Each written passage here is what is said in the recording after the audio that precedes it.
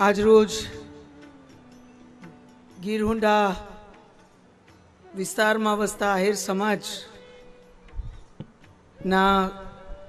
આ બેડિયા ગામ ખાતે આયોજિત 18મા સમૂહ લગ્ન ઉત્સવમાં આપ સૌ વચ્ચે ઉપસ્થિત રહેવાનો લાવો મને પ્રાપ્ત થયો છે। ત્યારે હર હંમેશ આ સમૂહ લગ્નમાં જેમનું યોગદાન રહ્યું છે, સમાજને ખૂબ સુંદર મંચ મળવાનો, એક સાથે દીકરીઓને સમાજના મંચના માધ્યમથી વિદાય આપવાનો, જેમના દ્વારા દર વખતે ખૂબ લાગણીથી, ખૂબ ઉત્સાહથી આપવામાં આવે છે, એવા આજના અધ્યક્ષ, મુખ્ય દાતા અને હંમેશા સમાજના કોઈ પણ કાર્યમાં અગ્રેસર એવા આદરણીય શ્રી ડાયાભાઈ, એવા જ અમારા બધા વડીલો, સમાજના કોઈ પણ કાર્યમાં અગ્રેસર અને કદાચ એ બધાને લીધે સમાજનું ઘણું બધું કાર્ય, ઘણી બધી જવાબદારીઓ અમારા બધાના સિરે ઓછી હોય છે, કારણ કે અમને જાહેર જીવન અને રાજકીય જીવનની વ્યસ્તતામાં જો કોઈ દ્વારા હૂંફ આપવામાં આવતી હોય અને અમને સમાજના કાર્યોની ચિંતા પણ ઓછી રહેતી હોય, એવા સર્વે આપણા આગેવાનો, એવા આદરણીય વડીલભાઈ શ્રી હરિભાઈ નકુમ, ભાઈ શ્રી રાજુભાઈ લાડુમોર, શ્રી ડાયાભાઈ, શ્રી મન્નુભાઈ બલદાણિયા, શ્રી કરસનભાઈ બલદાણિયા, શ્રી કારુભાઈ કલસરિયા, શ્રી ગોવિંદભાઈ લાડુમોર, શ્રી જગદીશભાઈ અડિયા, આ વિસ્તારના ખૂબ જ સક્રિય ધારાસભ્ય એવા શ્રી કારુભાઈ રાઠોડ, ઉપસ્થિત આપણા સર્વે સન્માન્ય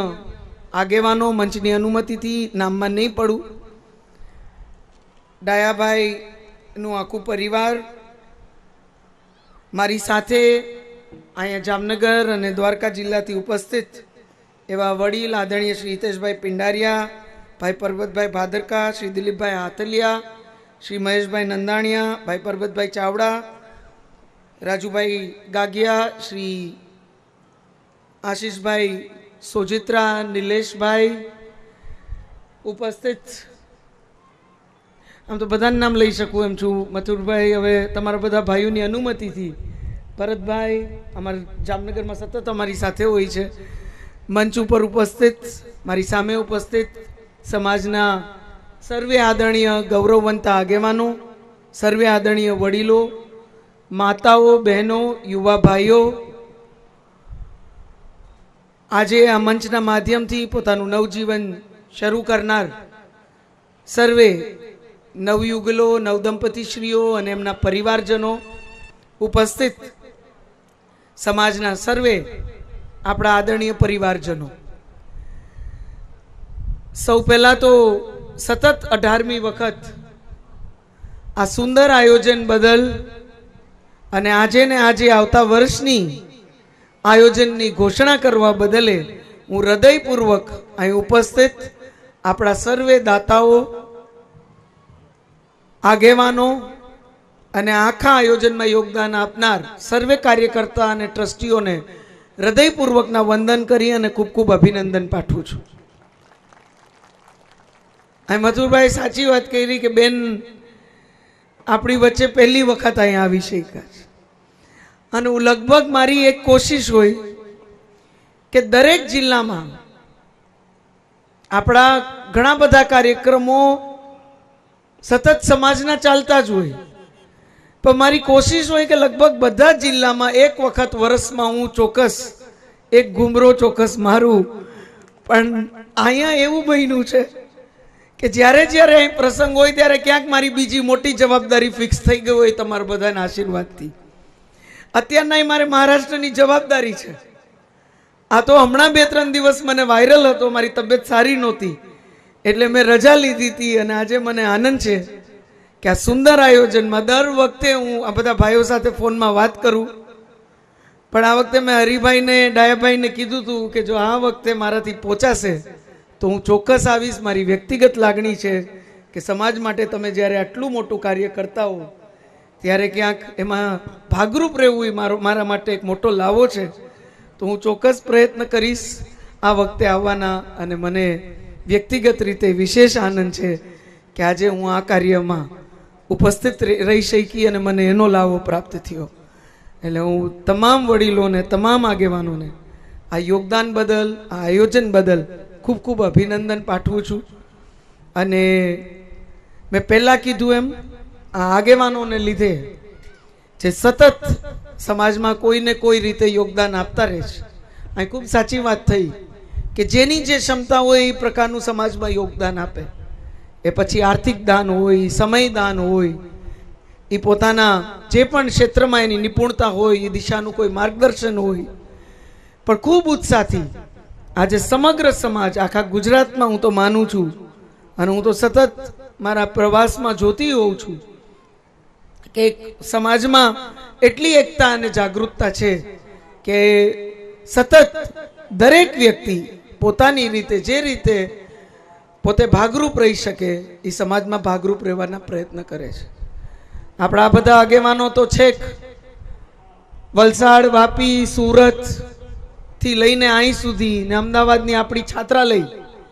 એટલે સમગ્ર ગુજરાતમાં જ્યારે જ્યારે સમાજને જરૂર પડી છે ત્યારે આપણા બધા વડીલો, આગેવાનો એમાં સતત ભાગરૂપ રહ્યા છે. હું એવું માનું છું કે આ બધું સહેલું નથી, પણ જે પ્રકારે આપણા આગેવાનો આગળ આવી અને સમાજમાં જે રીતનું યોગદાન આપે છે, અને આજે કદાચ આપણે આહિર સમાજ તરીકે પણ આટલી બધી આપણી છાત્રાલયો હોય, અન્ય સંકુલો હોય, અન્ય સંસ્થાઓ હોય, સમાજવાડીઓ હોય, આ બધી વ્યવસ્થાઓ જો આપણે ઊભી કરી શક્યા છીએ તો સતત સમાજના બધા જ આગેવાનોના યોગદાનના માધ્યમથી જ કરી શક્યા છે. એટલે આ જાગૃતતા બદલ, આ એકતા બદલ અને સમાજમાં કંઈક કરી છૂટવાની જે ભાવના તમામ આપણા વડીલો, આગેવાનો, યુવા ભાઈઓની છે એ બદલે આ તકે હું સતત પ્રયત્ન એ દિશામાં કરતા આપણા સર્વે આગેવાનોને હૃદયપૂર્વકના ખૂબ ખૂબ અભિનંદન પાઠવું છું. અહીંયા ડાયાભાઈની વાત થઈ. અમે તો ક્યાંક ડાયાભાઈ, હરિભાઈ, મન્નુભાઈ આ બધા વડીલો પાસેથી ક્યાંક પ્રેરણા લેતા હોય. હકીકત છે કે એ લોકોએ જે રીતે પોતે સંઘર્ષ કરી અને જીવનમાં પોતે આગળ આવ્યા, પણ જેવા પોતે પગભર થયા ત્યારે નિષ્ઠાપૂર્વકના એમના એક પ્રયત્ન રહ્યા કે એ સમાજને મજબૂતીથી પગભર કરે. એ ખૂબ મોટું કાર્ય છે, ખૂબ અઘરું છે. એ લોકોને કોઈને સહેલું નથી મળ્યું. હું હંમેશા સમાજમાં એક વાત કહેતી હોઉં છું કે સમાજમાં કોઈ પ્રગતિ કરતું હોય, હવેનો સમય કદાચ હજી થોડોક અલગ છે, પણ પહેલા તો બધાએ જે અલગ અલગ જગ્યાએ, અલગ અલગ ક્ષેત્રોમાં જઈ અને સમાજમાં કોઈ પ્રગતિ કરી છે, એમાં કદાચ એક જ વાતનો જસ આપણે એ લોકો આપી શકે તો કદાચ પોતાની મહેનતને અને ઈશ્વરને આપી શકે. કારણ કે એ સમયે તો સમાજનો એટલો સંઘર્ષનો સમય હતો કે એમાં કોઈની મદદ કરી શકે એવી પરિસ્થિતિમાં જ નહોતું. પણ આજે સમય એ છે કે આપણા અનેક આગેવાનો અલગ અલગ ક્ષેત્રોમાં ખૂબ જ પ્રગતિ કરે છે અને દરેક ક્ષેત્રમાં, એ પછી શૈક્ષણિક રીતે યોગદાન હોય, શ્રમદાન હોય, સમયદાન હોય, આર્થિક દાન હોય, બધાના પ્રયત્ન છે. અને આ બધા વડીલો આગેવાનોએ તો એક કેડી કંડાયેલી છે, એક દિશા બધાને ચિંધાયેલી સમાજના યુવાનોને વધુને વધુ સેવા કરવાની, વધુને વધુ સમાજમાં ભાગરૂપ રહેવાની, ને ક્યાંક એ પ્રકારની પ્રેરણા આપી છે કે આજે ઈ ઉત્સાહ, ઈ લાગણીની સરવાણી આપણે આખા ગુજરાતમાં આપણા સમાજમાં જોઈ શકીએ છીએ. આજે જે નવદંપતિઓએ અહીંથી નવજીવનની શરૂઆત કરી છે, એમને પણ એક બેન તરીકે હું હૃદયપૂર્વકની ખૂબ ખૂબ શુભકામનાઓ અને આશીર્વાદ પાઠવું છું. હું હંમેશા એક વાત માનું છું કે પોતાનું નવજીવન શરૂ કરવાનો કદાચ સમાજથી મોટો મંચ બીજો કોઈ હોતો જ નથી. સમાજથી મોટું આંગણું કદાચ બીજું કોઈ હોતું જ નથી. અને જે સમાજના આંગણાથી પોતાના નવજીવનની શરૂઆત કરે છે એને કદાચ નાના મોટા પ્રશ્ન જે લગ્ન જીવનમાં આવતા હોય છે એ પણ નથી આવતા. કારણ કે જવાબદારી ક્યાંક બંને પરિવારોની એવી ફિક્સ થતી હોય છે કે અમે સમાજની સામે અમે બે પરિવારો એક થયા છીએ એટલે અમારે ક્યાંય પણ નાની મોટી મિસઅન્ડરસ્ટેન્ડિંગ હોય તો સમાજના મોઢે, અવડા મોટા સમાજના મોઢે અમારે એને જાતિ કરવી જોઈએ. એટલે ઘણી વખત જે નવદંપતીઓને પ્રશ્ન આવતા હોય કે પરિવારોને પ્રશ્ન આવતા હોય, હું માનું છું આપણે જો કદાચ એક સર્વે કરીએ, એક અભ્યાસ કરીએ, તોય આપણને ખ્યાલ આવે કે જે આપણા સમાજના સમૂહ લગ્ન, સમાજના મંચના માધ્યમથી જેને પોતાની નવજીવનની શરૂઆત કરી હશે, એ પરિવારનું ગઠબંધન પણ ક્યાંક વધુ સફળ થયું હશે. આ હકીકત છે. અને આ એનાલિસિસ હું ઘણા સમયથી કરતી આવી છું અને મારું સ્પષ્ટ માનવું છે કે આનાથી ઉત્તમ મંચ કદાચ પોતાનું નવજીવન શરૂ કરવાનું બીજું કોઈ નથી. એટલે હું આ તકે ફરીથી આ નવદંપતીઓને હૃદયપૂર્વકની શુભકામનાઓ સાથે આશીર્વાદ પાઠવું છું. અને તમને જે મંચ આજ સમાજે આપ્યો, એવો ને એવો મંચ તમારા યોગદાનના માધ્યમથી, ખાલી આર્થિક દાનની વાત હું નથી કરતી, પણ તમારા જ પ્રયત્નથી કોઈને કોઈ રીતે સમાજને પ્રાપ્ત થાય, એવી આ તકે હું હૃદયપૂર્વકની આપ સૌને ખૂબ ખૂબ શુભકામનાઓ પાઠવું છું. અહીંયા સમાજ વચ્ચે હું લોકસભાની ચૂંટણી પછી પહેલી વખત, એટલે આ ત્રીજી લોકસભાની ચૂંટણી પછી પહેલી વખત ઉપસ્થિત હોઉં, ત્યારે મારે અહીં ઉપસ્થિત આપણા તમામ વડીલો, આગેવાનોને એક બેન તરીકે, એક દીકરી તરીકે તમે જે સતત મારી ચિંતા કરી, તમે બધાએ મને જે સતત આશીર્વાદ આપ્યા, જે માર્ગદર્શન આપ્યું, જે પ્રોત્સાહન આપ્યું, ઘણા લોકો ત્યાં રૂબરૂ આવ્યા, ઘણા લોકો ફોનથી સતત ફોલોઅપ કરતા રહ્યા, એ બદલ હું હૃદયપૂર્વક અને આપ સૌના આશીર્વાદથી ફરીથી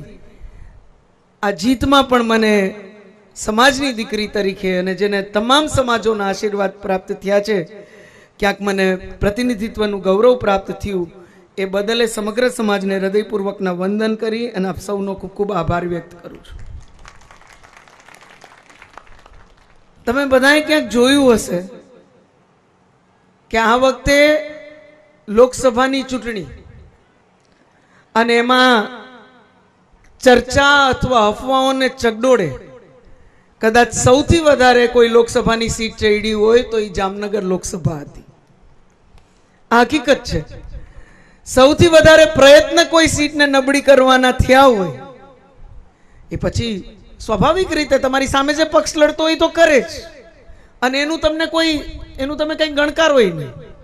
પણ કોઈ વર્ગ દ્વારા, કોઈ સમૂહ દ્વારા પણ જો કોઈ પ્રયત્ન થયા હોય તો આખા ગુજરાતમાં એ જામનગર લોકસભા હતી. પણ તમારા બધાના સંઘર્ષને લીધે, તમારા બધાના પરિશ્રમને લીધે અને ક્યાંક કાળિયા ઠાકુરની કૃપાથી તમને બધાને સમાજની દીકરી તરીકે મને જણાવતા ખૂબ જ આનંદ થાય છે, ગર્વ થાય છે કે તમામ સમાજોએ પસંદગી કરી હોય તો એ આહિર સમાજની પસંદગી કરી છે. સમાજના ઓપ્શન બે હતા અને સામે કોઈ સમાજ, હું એમ નથી કહેતી કે નબળો હતો કે ખરાબ હતો, પણ જે પ્રકારના પ્રયત્ન થયા, એ પ્રયત્નમાં જો કોઈ પસંદગી કરી હોય તો મજબૂતીથી આહિર સમાજની કરી છે. એટલે હું તો દરેક જગ્યાએ જ્યાં સમાજમાં જાઉં છું ત્યાં એક વાત ચોક્કસ કરું છું કે એમાં એક ઉમેદવાર તરીકે હું ગૌણ છું.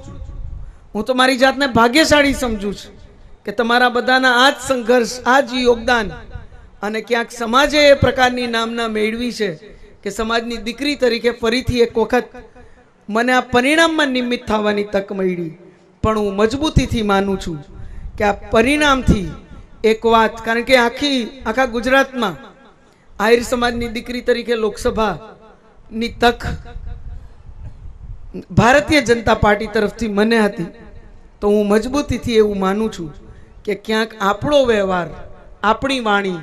આપણા કાર્યો એ પ્રકારના રહ્યા છે